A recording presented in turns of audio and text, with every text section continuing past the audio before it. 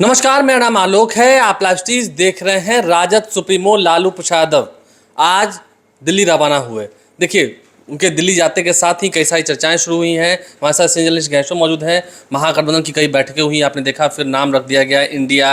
अब लालू प्रसाद यादव का यूं अचानक दिल्ली चले जाना, स्वास्थ्य कारण हो सकते हैं, लेकिन राजनीतिक कारण भी कुछ है क्या? नहीं, देखिए, स्वास्थ्य के कारण तो उनके रहते ही रहते हैं और लालू यादव राजनीतिक प्राणी हैं, तो कारण राजनीति न हो यह कहाँ संभव है। फिर केस मुकदमों की भरमार भी है, इसे भी आप समझते हैं। और देखिए, अब तो तैयारी हो रही है लोकसभा चुनाव 2024 की। आपने देखा ही, लोकसभा में अविश्वास प्रस्ताव लाया गया है। ललन सिंह किस तरीके से हमलावर रहे मोदी सरकार के खिलाफ। तो देखिए, आज लालू यादव अचानक गए और उनके जाते ही कई तरीके की चर्चाओं की शुरुआत हो गई। यह भी हमें और आपको पता ही है कि 31 अगस्त और 1 सितंबर को बैठक होनी है इंडिया की, महाराष्ट्र में। और इस बार देखिए, तय होना है कि इंडिया का चेयरपर्सन कौन होगा और इंडिया जो गठबंधन है उसका कन्वीनर कौन होगा। 11 और सदस्य बनाए जाने हैं। 11 और सदस्य स्टेयरिंग कमेटी बननी है। तो यह एक महत्वपूर्ण फैसला होना है।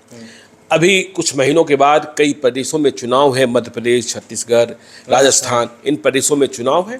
तो लालू यादव, नीतीश कुमार तो अगुवा हैं ही, लेकिन एक बात को समझिए कि राहुल गांधी को जब से राहत मिली और उनकी सदस्यता बहाल हो गई, अब तो वह बंगला भी आवंटित कर दिया गया, तुगलक रोड वाला, जो छीना गया था।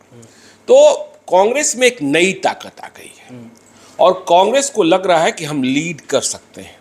और कांग्रेस दूसरी सबसे बड़ी राष्ट्रीय पार्टी है भाजपा के बाद, तो उनका हक तो अधिक बनता ही बनता है, इसमें कहाँ कोई संशय है। और यह बात भी सही है, अमित शाह कहते हैं, नरेंद्र मोदी कहते हैं कि ये तो आपस में ही झगड़ा कर रहे हैं। कहीं आम आदमी पार्टी के साथ झगड़ा है, कहीं टीएमसी के साथ झगड़ा है, तो कहीं समाजवादी पार्टी के साथ मनमुटाव है। संसद में तो कई नेताओं ने इसे घमंडी कह दिया, घमंडिया कह दिया। ठीक है, चलिए, ये सब तो जो शब्द हैं वो शब्दावली गढ़ ही जाते हैं। तो देखिए, लालू यादव के बारे में आप समझिए और नीतीश कुमार के कन्वेनर बनने के चर्चाओं के बारे में भी समझिए। लालू यादव का रिश्ता कांग्रेस के साथ स्थायी है, ठीक है ना, बहुत लंबा, भरोसेमंद साथी है। तो इसमें कोई शक नहीं कि लालू यादव अभी दिल्ली गए हैं तो उनकी मुलाकात राहुल गांधी से हो, उनकी मुलाकात सोनिया गांधी से हो, बेंगलुरु में मुलाकात हुई, पटना में मुलाकात हुई। लेकिन अब निर्णय का वक्त आ गया है। निर्णय का वक्त क्या आया कि अब आपको चेयरपर्सन और कन्वेनर बनाना है। नीतीश कुमार की दावेदारी सबसे बड़ी दावेदारी है। तो नीतीश कुमार अपनी बात खुद कैसे कहेंगे, ठीक है ना। तो लालू यादव, बिहार में महागठबंधन सरकार, लालू यादव और तेजस्वी यादव एक साथ, लालू यादव, तेजस्वी यादव, नीतीश कुमार एक साथ। तो चर्चा ये शुरू हो गई लालू यादव के टेक ऑफ करते ही कि वे नीतीश कुमार की पैरवी के लिए गए हैं दिल्ली। वे कांग्रेस के नेताओं से बातचीत करेंगे, राहुल गांधी से बात करेंगे, के वेणुगोपाल से बात करेंगे और सोनिया गांधी से बात करेंगे। और कांग्रेस के लिए ट्रस्टवर्दी हैं लालू यादव, क्योंकि लालू यादव ने कांग्रेस को तब नहीं छोड़ा, या यूं कहें कि कांग्रेस के पक्ष में तब खड़े हो गए जब सोनिया गांधी को विदेशी कहकर परेशान किया जा रहा था, ठीक है ना। देखिए, गांधी परिवार का बलिदान देश के लिए, चाहे इंदिरा गांधी की कुर्बानी हो, चाहे राजीव गांधी की कुर्बानी हो, इस कुर्बानी को तो आप नहीं भूल सकते हैं, ठीक है ना। तो अब देखिए, जो चेयरपर्सन की बात हो रही है, कन्वेनर की बात हो रही है, चेयरपर्सन तो मुझे लगता है, जहां तक मेरी समझ है, कि सोनिया गांधी ही होंगी इंडिया की। लेकिन जब सोनिया गांधी चेयरपर्सन हो जाएंगी तो फिर कन्वेनर कौन। देखिए, एक और चर्चा इधर के दिनों में बहुत तेज है, उस पर भी ध्यान रखना होगा कि नीतीश कुमार लोकसभा का चुनाव लड़ेंगे। नीतीश कुमार लोकसभा का चुनाव कहाँ से लड़ेंगे? क्या नालंदा से लड़ेंगे? नालंदा में तो उनकी मर्जी है, उनका मन है और वे ही मालिक हैं। उन्हें फैसला करना है कि नालंदा से लड़ेंगे कि नहीं लड़ेंगे। लेकिन यदि संदेश देना है देश को, तो क्या नीतीश कुमार उत्तर प्रदेश के फूलपुर से लोकसभा चुनाव लड़ने जा रहे हैं, जैसी चर्चा है। इस पर जेडीयू के लोगों ने भी प्रतिक्रिया दी है, मांग रखी है, कार्यकर्ताओं की मांग है। और यह मांग सिर्फ बिहार के महागठबंधन के नेताओं की नहीं है आलोक जी। यह मांग जो है समाजवादी पार्टी के मुखिया अखिलेश यादव की भी है।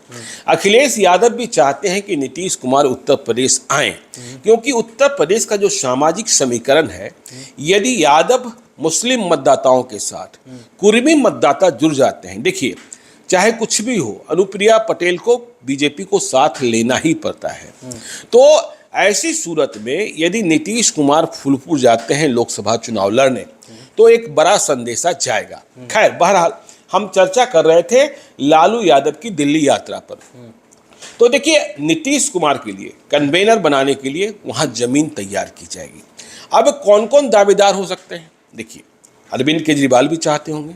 अरविंद केजरीवाल को अभी संसद से झटका लगा, राज्यसभा में बिल पारित हो गया सरकार के पक्ष में, और अब एक तरीके से जो कहा जा रहा है कि उपराज्यपाल का वो नियंत्रण होगा, ठीक है, लेफ्टिनेंट गवर्नर का, हाँ लेफ्टिनेंट गवर्नर का, और आम आदमी पार्टी की ओर से कहा जा रहा है कि हम इसे सुप्रीम कोर्ट में चुनौती देंगे। लेकिन अरविंद केजरीवाल की यदि वरीयता को देखेंगे तो वे नीतीश कुमार से बहुत नीचे हैं।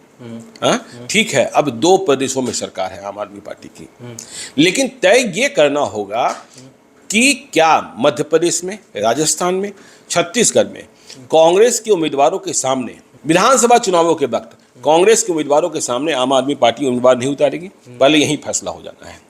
देखिए, हेमंत सोरेन बड़े नेता हैं, मुख्यमंत्री हैं, लेकिन उम्र में बहुत कम है, वे नीतीश कुमार की दावेदारी को चुनौती नहीं देंगे। देखिए, महाराष्ट्र में शरद पवार बहुत बड़ा कद है और वरीयता में भी शीर्ष पर हैं, लेकिन शरद पवार अभी महाराष्ट्र में इस तरीके से उलझे हुए हैं, और उनका स्वास्थ्य भी आपको पता ही है, उम्र भी कितनी है यह भी पता है। तो ऐसी स्थिति में मुझे नहीं लगता है कि शरद पवार को बहुत दिलचस्पी है वो कन्वेनर बन जाने की। तो अब नीतीश कुमार के सामने और कौन कौन? अरविंद केजरीवाल की बात हो गई, हेमंत सोरेन की बात हो गई, ममता बनर्जी पश्चिम बंगाल की मुख्यमंत्री, ममता दी, जिसे कहने वाले लोग शेरनी भी कहते हैं, और वह लड़ती भी बहुत मजबूती से है, इसमें कहीं कोई शक नहीं है। चाहे जितनी हिंसा हो, चाहे जितना बलवा हो, वह बीजेपी से लड़ रही है, ठीक है ना। तो ममता बनर्जी की एक्सेप्टेबिलिटी हिंदी पट्टी वाले प्रदेशों में कितनी होगी, यह देखने की बात होगी।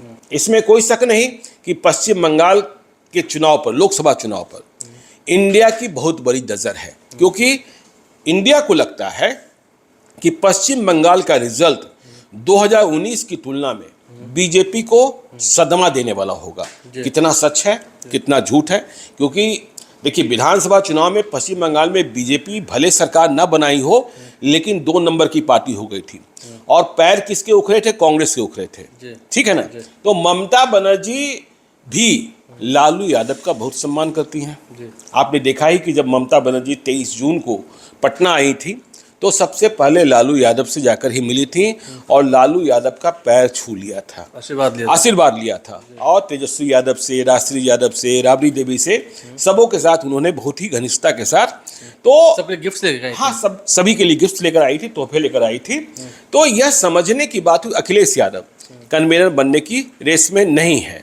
तो और देखिए, साउथ के नेता हैं, या महबूबा मुफ्ती की बात कर लीजिए, उमर अब्दुल्ला की बात कर लीजिए, जम्मू कश्मीर बहुत प्रासंगिक नहीं रह जाता है, लेकिन कांग्रेस का राजी होना बहुत आवश्यक है कि कांग्रेस इस बात के लिए सहमत हो, क्योंकि देखिए, आपको याद होगा 23 जून को लालू यादव ने कह दिया था कि दुल्हा बनिए, बारात चलने के लिए हम लोग तैयार हैं। इसका आशय, राजनीतिक आशय यह निकाल लिया गया कि राहुल गांधी को प्रधानमंत्री पद का उम्मीदवार बनने के लिए कह दिया गया है। तब राहुल गांधी प्रधानमंत्री बनने की बात तो छोड़िए, लोकसभा चुनाव लड़ने की स्थिति में नहीं थे, क्योंकि उन्हें अयोग्य घोषित कर दिया गया था। लेकिन सुप्रीम कोर्ट के फैसले ने राहुल गांधी को राहत दी, और सुप्रीम कोर्ट ने जो कटाक्ष किया है फैसले पर, वह भी बहुत महत्वपूर्ण है।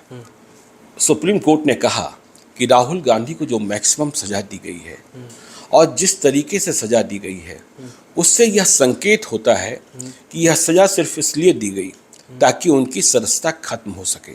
यदि एक दिन भी कम सजा दी गई होती तो उनकी सदस्यता खत्म नहीं होती, और यह बात प्रमाणित नहीं हुई कि वे हैबिचुअल ऑफेंडर थे, ठीक है ना।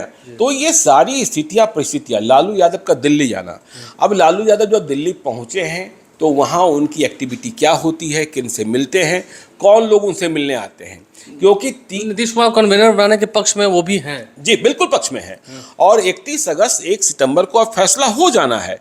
यदि अब फैसला नहीं करेंगे तो कब फैसला करेंगे, क्योंकि बीजेपी के भीतर सीट शेयरिंग के फार्मूले पर बात चल रही है।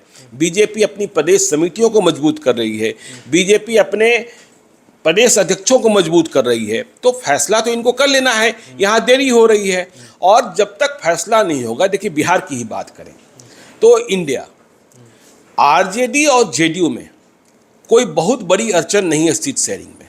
कुछ सीटें इधर हो जाएगी, कुछ सीटें उधर हो जाएगी, बराबरी से दोनों लड़ेंगे। लेकिन कांग्रेस की डिमांड जो है वह डिमांड कितनी पूरी कर पाएंगे लालू यादव और नीतीश कुमार, यह देखने की बात होगी। क्योंकि कांग्रेस 2019 में 9 सीटों पर चुनाव लड़ी थी, लेकिन इस बार यह होता संभव नहीं दिख रहा है। कांग्रेस को बहुत खुश होकर 4 सीटें मिल जाए लोकसभा में लड़ने के लिए महागठबंधन में इंडिया में, यह बड़ी बात होगी। और वह 4 सीटें कौन होगी यह देखने की बात। 4-5 भी हो सकती हैं। नहीं, अब ठीक है, राहुल गांधी यदि किसी सीट के लिए कह देंगे विशेष रूप से, तो लेकिन इस बार यह समझिए कि चाहे महागठबंधन हो, जिसे आप इंडिया कह रहे हैं, चाहे एनडीए हो, एनडीए में सहयोगी दल में उपेंद्र कुशवाहा आ चुके हैं, जीतनराम मांझी आ चुके हैं, चिराग पासवान आ चुके हैं, पशुपति पारस पहले से हैं। तो इस बार उम्मीदवार पर चर्चा होगी, क्योंकि आपने देखा था कि 2020 के चुनाव में, विधानसभा चुनाव में, कांग्रेस ने लड़ने के लिए सीटें तो ले ली, 70 सीटें ले ली, लेकिन उनके पास उम्मीदवार नहीं थे। क्या परसेंटेज रहा? हाँ, विनिंग परसेंटेज। पटना के उम्मीदवार को आप चुनाव लड़ने के लिए नालंदा भेज रहे हैं, भागलपुर के उम्मीदवार को चुनाव लड़ने के लिए आप पटना बुला रहे हैं, पटना के उम्मीदवार को चुनाव लड़ने के लिए आप समस्तीपुर भेज रहे हैं। तो ऐसी सूरत इस बार न एनडीए वाले चाहेंगे न इंडिया वाले चाहेंगे। इसलिए जब कभी सीट की मांग की जाएगी तो पहले पूछा जाएगा कि आपका पहलवान कौन है और पहलवान के बारे में ग्राउंड रिपोर्ट क्या है, यह महत्वपूर्ण होगा। इसलिए सारी पार्टियों ने अपने उम्मीदवारों पर फोकस करना कि जिन्हें लड़ना है, जिन्हें लड़ाया जाना है, उन पर ध्यान केंद्रित कर देना शुरू कर दिया। कांग्रेस के पास देखिए उम्मीदवार कहने को बहुत हैं, लड़ाके कितने हैं। बीजेपी के पास उम्मीदवारों की कमी कुछ क्षेत्रों में है, अभी भी है, जहां वे महत्वपूर्ण उम्मीदवार खोज रहे हैं। और एनडीए के सांसदों की बैठक में, बीजेपी के सांसदों की बैठक में नरेंद्र मोदी ने स्पष्ट कर दिया अपने सांसदों को कि देखिए बहुत अच्छे सांसदों का भी टिकट कट सकता है, क्योंकि हमें गठबंधन धर्म का निर्वहन करना है।